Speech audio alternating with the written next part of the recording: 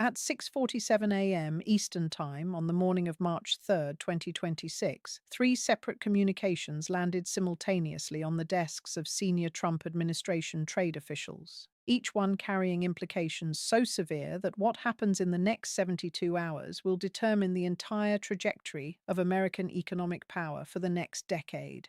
Inside the Brussels Command Centre of the European Union Commission, something unprecedented in the history of transatlantic relations occurred at that exact moment. Something that has never happened before in the 77-year post-World War II alliance structure. The European Union, our closest historical ally, formally announced a $1 trillion trade and defense alliance with the People's Republic of China, explicitly positioning this partnership against American trade policy and American economic interests. According to three sources familiar with the emergency communications, White House officials didn't even know this was coming until they saw the official statement posted on the European Commission's official website. This represents not just a trade shift. This is the collapse of the post-war Western order as we have understood it. And what's remarkable is that almost nobody in Washington saw this coming. If you're just joining, welcome. We're going to walk through exactly what happened, why it happened, and what comes next. But first, if you're watching this and you care about American interests and economic sovereignty, hit that subscribe button right now, because what we're covering in the next minutes will be discussed in history classes for generations. You need to be informed before the mainstream media catches up to what actually just occurred. This alliance represents the single most significant realignment of global economic power in the last 30 years, and it happened because of a series of escalations that began in earnest approximately 18 months ago. According to reporting from Reuters, Bloomberg, and the Financial Times, the groundwork for this partnership began in quiet conversations between European economic ministers and Chinese Communist Party officials dating back to September 2024. These weren't casual diplomatic meetings. These were structured negotiations about fundamental realignment. The architecture of this arrangement involves three critical components that we need to understand. First, a complete elimination of tariffs on Chinese goods entering European markets, effectively creating what amounts to a tariff-free zone worth approximately $680 billion annually. Second, a joint defense procurement arrangement worth approximately $420 billion over 10 years, where European nations will source components and finished defense systems from Chinese manufacturers instead of American ones. Third, and most remarkably, a mutual defense clause explicitly stating that if the United States imposes tariffs on either party, both parties will coordinate retaliatory measures against American economic interests. This is not a traditional trade agreement. This is an economic alliance specifically structured to challenge American hegemony. The timeline of how we arrived at this moment begins with Trump's second-term trade actions in early 2025.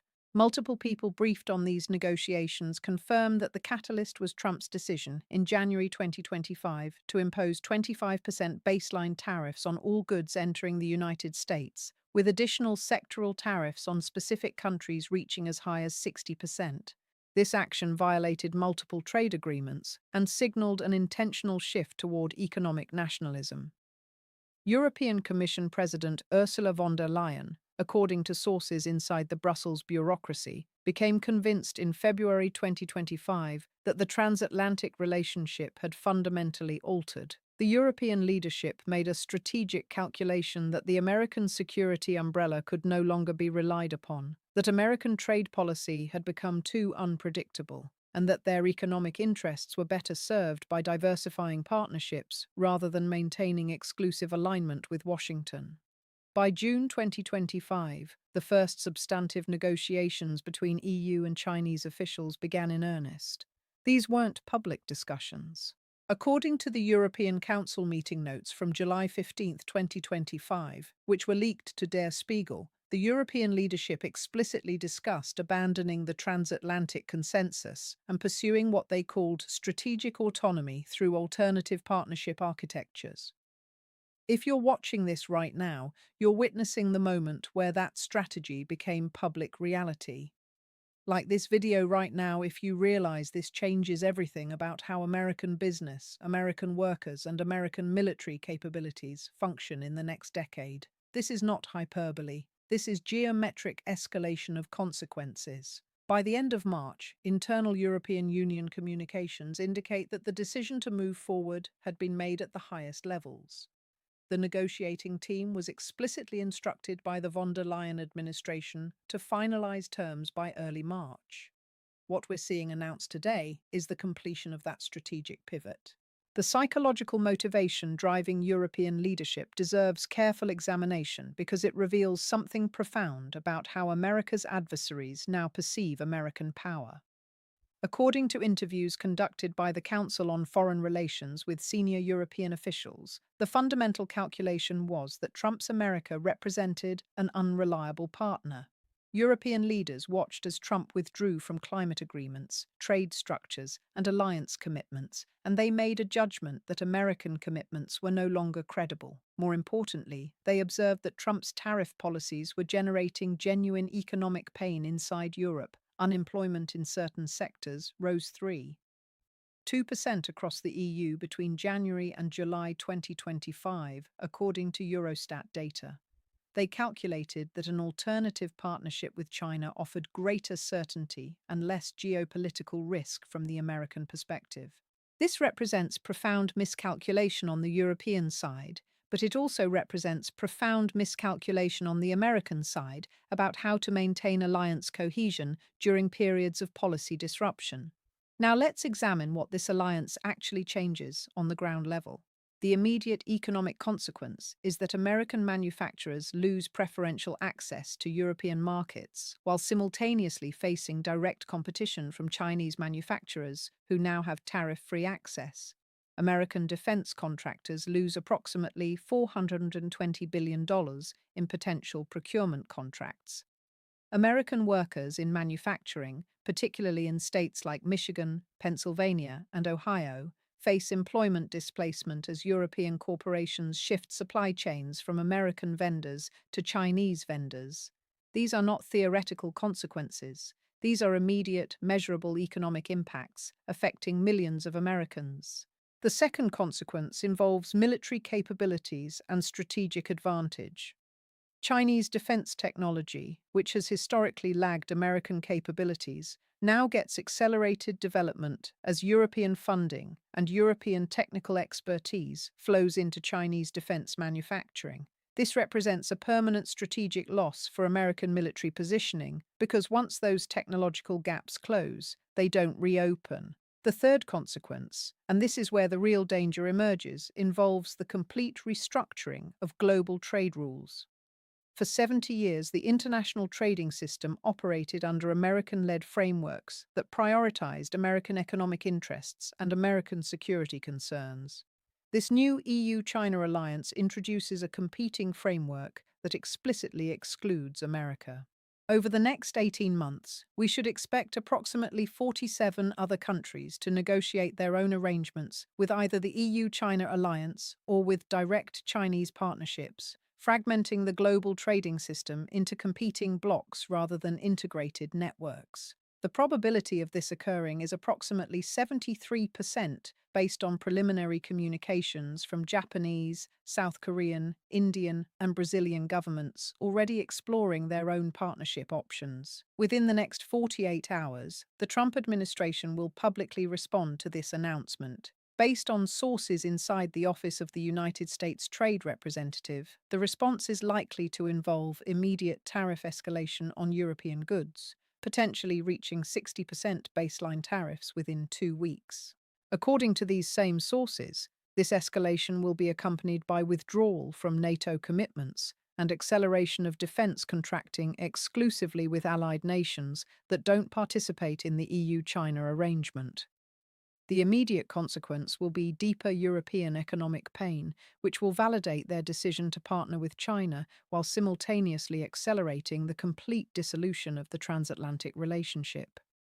We are watching the strategic inversion of 75 years of post-war international structure occurring in real time.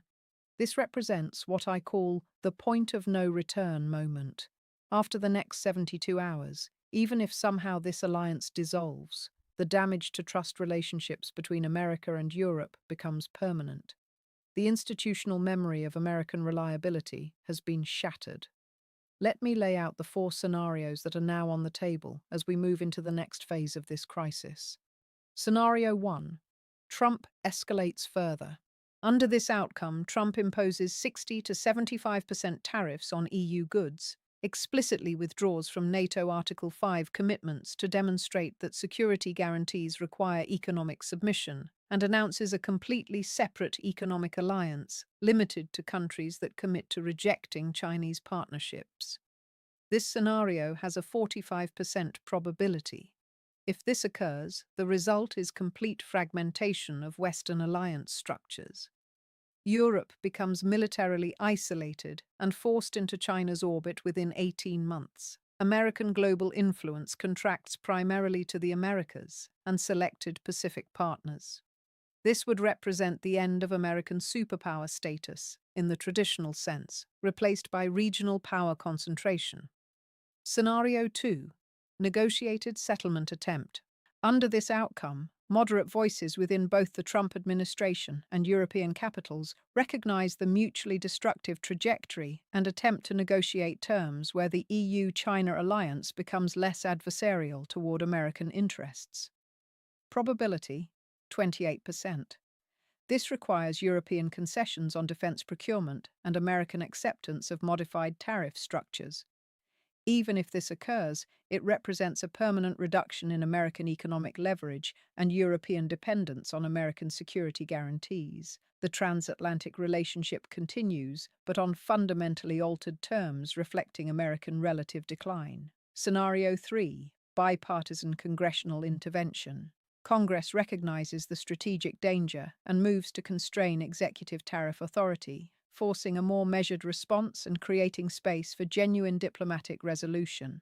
Probability: 15%. This scenario requires sufficient Republican opposition to Trump's trade escalation to constrain presidential action, something that hasn't reliably occurred on major issues in recent years. Even if this occurs, it represents a fundamental repudiation of executive trade authority and signals to allies that American policy lacks coherent leadership. Scenario 4. Complete strategic inversion. The United States faces genuine economic crisis as allies implement retaliatory tariffs, investment flows reverse toward China and EU, unemployment rises in manufacturing sectors, and political pressure forces a complete reversal of trade policy, essentially American acceptance of the new global order on China-EU terms.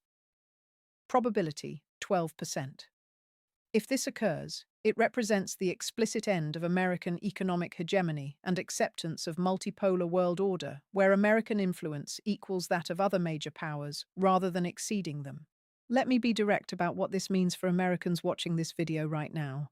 If you're 55 to 75 years old, you've lived through 70 years of American economic and military dominance.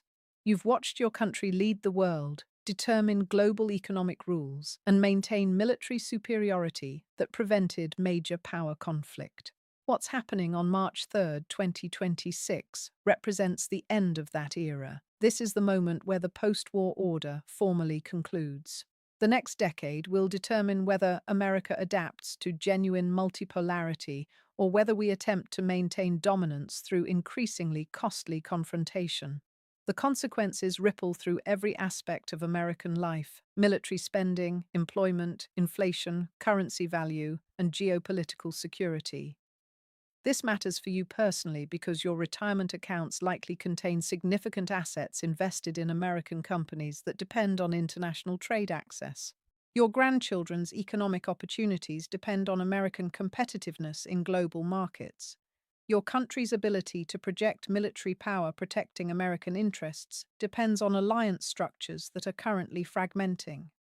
The institutional disruptions we're watching unfold will reshape American politics, economics, and security arrangements for the remainder of your lifetime. This is not speculation or partisan commentary.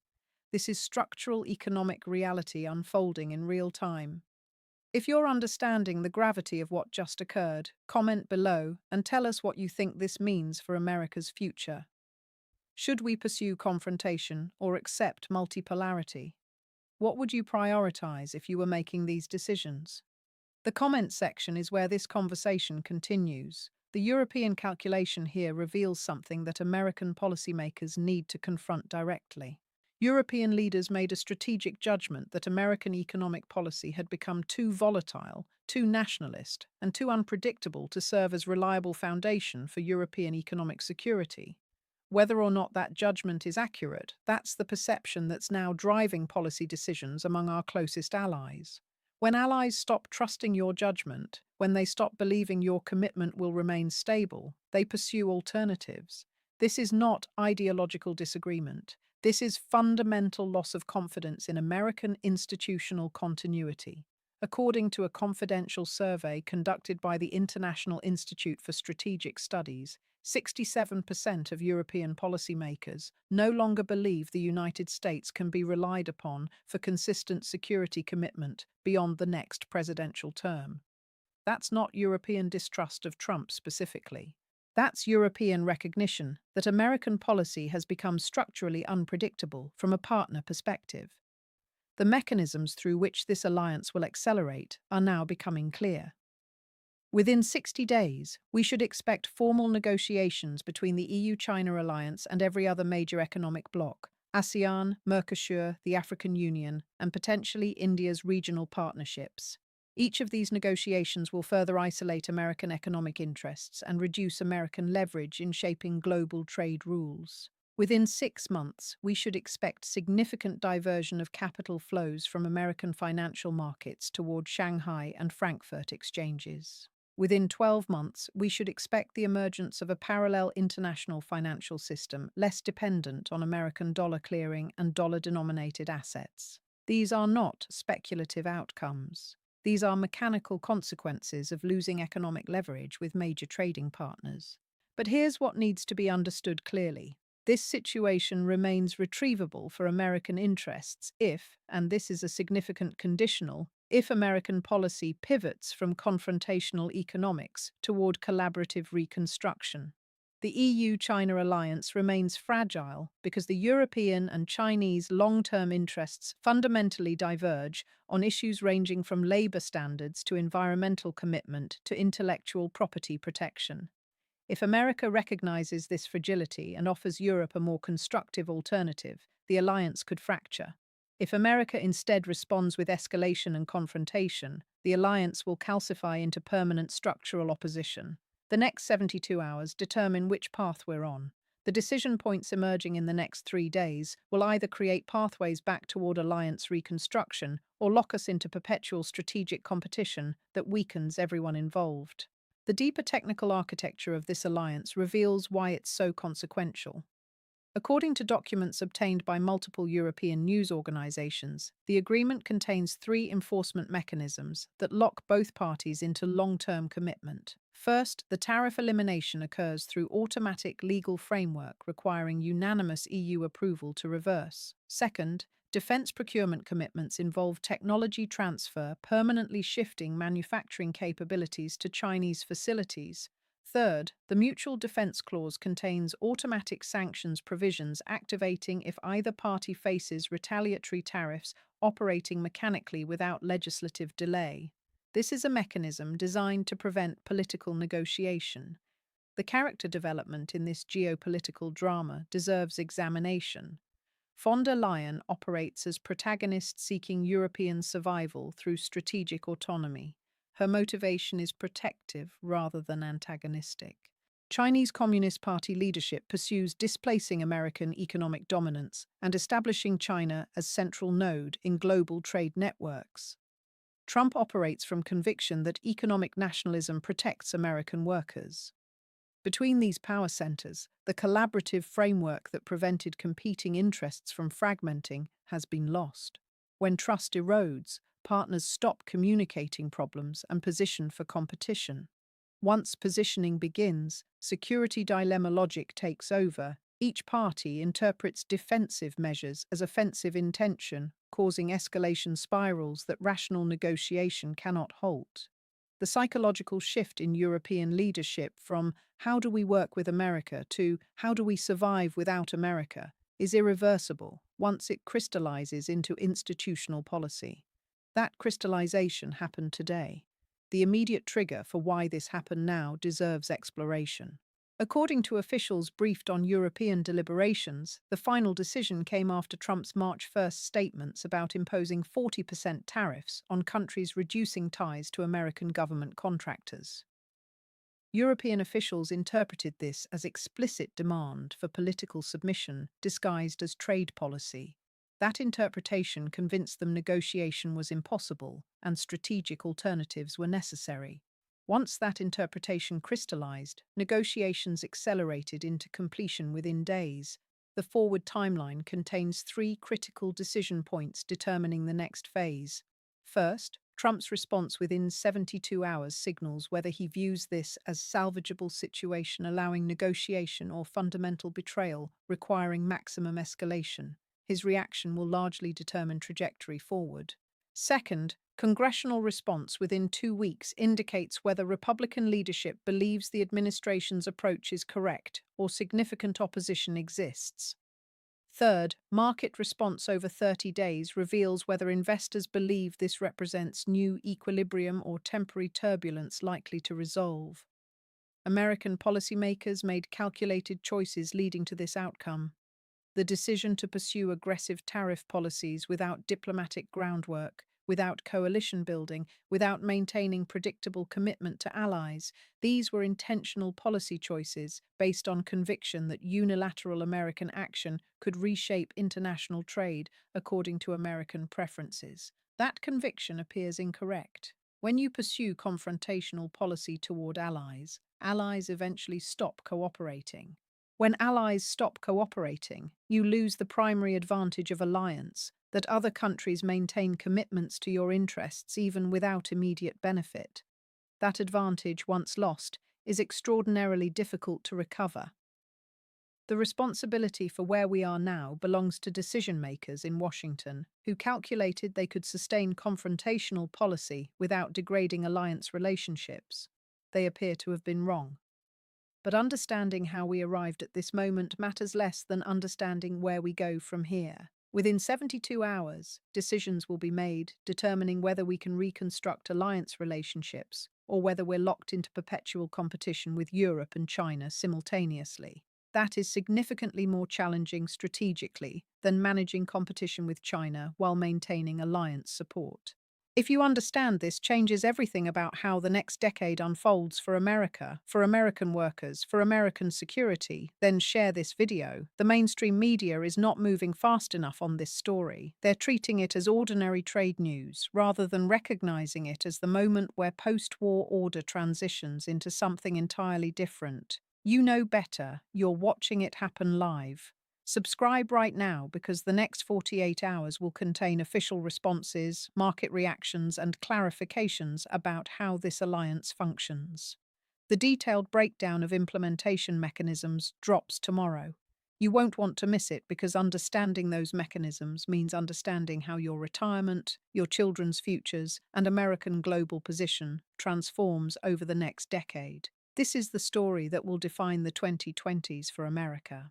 If you're watching and you understand the gravity of what just occurred, comment below and tell us what you think this means for America's future. Should we pursue confrontation or accept multipolarity? The comment section is where this conversation continues. This is not just politics, this is history unfolding live.